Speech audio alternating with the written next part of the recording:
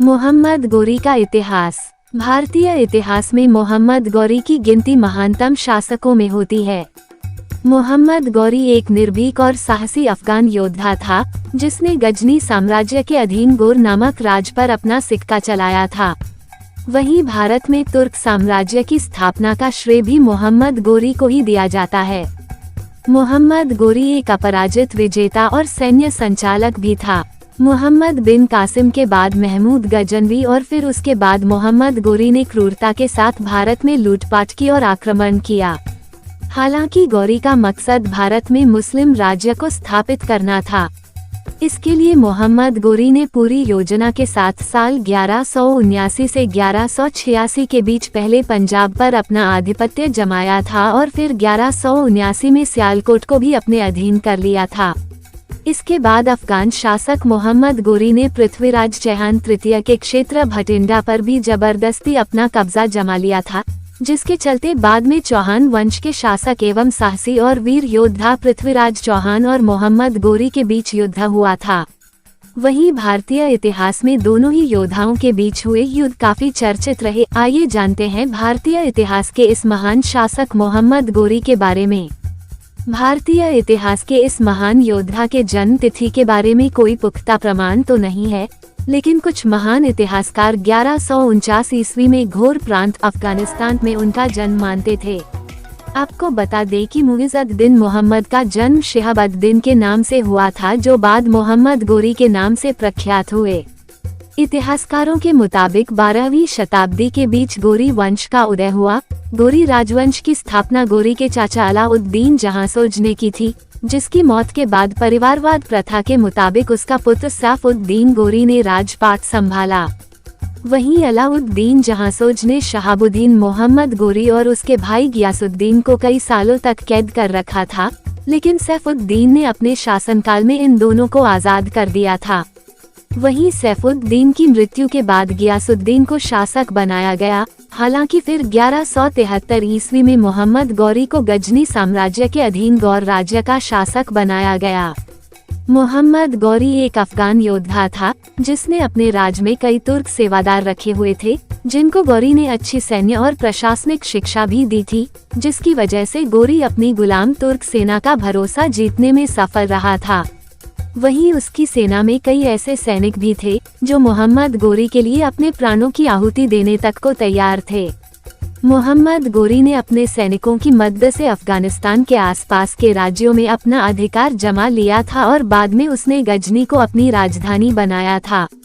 मोहम्मद गौरी एक कभी नहीं हार मानने वाला विजेता योद्धा और कुशल अफगान सेनापति था, जिसका भारत पर आक्रमण कर भारत को जीतने का उद्देश्य मोहम्मद कासिम और महमूद गजनवी के उद्देश्यों से अलग था।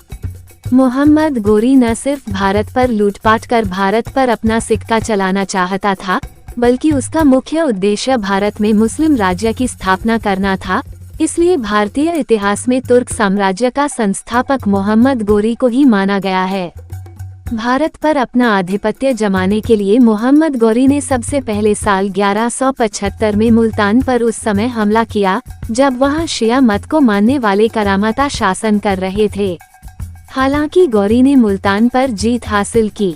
इसके बाद पूरे भारत में इस्लामिक राज्य की स्थापना करने के उद्देश्य से गौरी ने साल 1178 ईस्वी में गुजरात पर आक्रमण किया।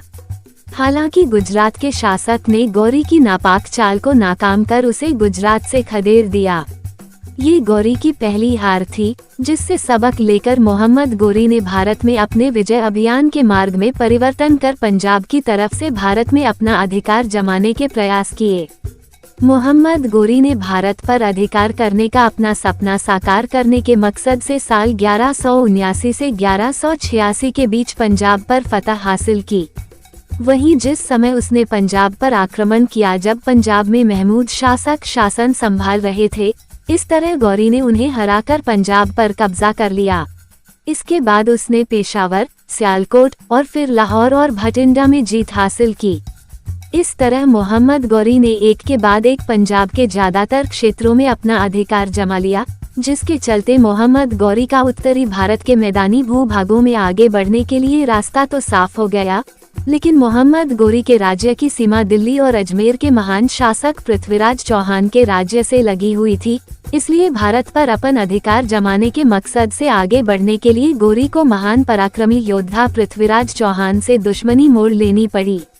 वहीं ऐसा भी कहा जाता है कि पृथ्वीराज के शत्रु राजा जयचंद ने मोहम्मद गोरी को पृथ्वीराज से युद्ध करने के लिए उकसाया और वादा किया कि वे गोरी की इस युद्ध में मदद करेंगे। इसके बाद मोहम्मद गोरी और पृथ्वीराज चौहान के बीच भीषण युद्ध हुआ। साल 1191 में थानेश्वर के पास तराइन के मैदान में पृथ्वीराज और मोहम्मद गोरी के बीच पहला युद्ध हुआ, जिसमें मोहम्मद गोरी को हार का सामना करना पड़ा। इस युद्ध में पृथ्वीराज चौहान अधारा मोहम्मद गोरी को बंधक बना लिया गया, हालांकि पृथ्वीराज चौहान ने बाद में उसे छोड़ दिया। गोरी और पृथ्वीराज चौहान के बीच हुआ ये युद्ध तराइन का प्रथम युद्ध के नाम से मशहूर है। प्रथम युद्ध में पृथ्वीराज चौहान से पराजित होने के बाद मोहम्मद गोरी ने अपनी और अधिक शक्ति और साहस के साथ पृथ्वीराज चौहान पर साल 1192 में तराइन के मैदान में ही आक्रमण कर दिया और इस युद्ध में मोहम्मद गोरी के पराक्रम के सामने महान योद्धा पृथ्वीराज चौहान का साहस भी कमजोर पड़ गया और वे इस युद्ध में हार गए। इस तरह मोहम्मद गोरी ने चौहान साम्राज्य का नाश कर दिल्ली और अजमेर पर जीत हासिल कर ली।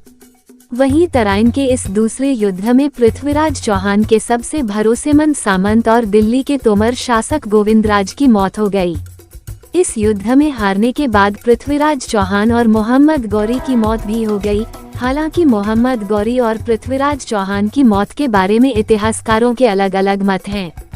पृथ्वीराज के करीबी दोस्त एवं महाकवि चंदरबदाई के मुताबिक तराइन के दूसरे युद्ध में जीतने के बाद मोहम्मद गोरी ने पृथ्वीराज चौहान को बंधक बना लिया और उन्हें अपने साथ गजनी ले गया।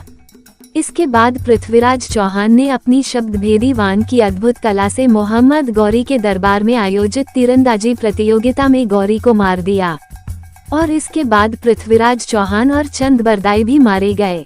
जबकि अन्य इतिहासकारों के मुताबिक तराइन के दूसरे युद्ध में हारने के बाद पृथ्वीराज चौहान ने अपनी अधीनता स्वीकार कर ली और गोरी ने उसे अजमेर में अपने अधीन रखकर शासन करवाया और फिर पृथ्वीराज को मरवा दिया और उसकी कब्र को अफगानिस्तान में गड़वा दिया। फिलहाल इसके बाद मोहम्मद गोरी और कन्नौज के राज जयचंद, जिसने पृथ्वीराज के खिलाफ युद्ध में साथ दिया था, दोनों के बीच युद्ध हुआ। मोहम्मद गोरी ने जयचंद की धोखेबाजी से गुस्सा कर उस पर आक्रमण कर दिया। उन दोनों के बीच हुए युद्ध को चंद्रवार कहा गया। युद्ध जीतने के बाद गोरी अपने अपने राज्य गजनी वापस लौट गया था। हालांकि इससे पहले उसने अपने एक काबिल गुलाम कुतुबुद्दीन ऐबक को दिल्ली का सुल्तान बना दिया था। वहीं कुछ इतिहासकारों के मुताबिक साल 1206 ईस्वी में मोहम्मद गोरी की मौत के बाद भारत में कुतुबुद्दीन ऐबक ने एक नए गुलाम वंश की नींव डाली, जिसकी नींव पर दिल्ली सल्तनत और खिलजी, मुगल, लोदी, तुगलक, सैयद आदि राजवंशों की आधारशिला रखी गई थी।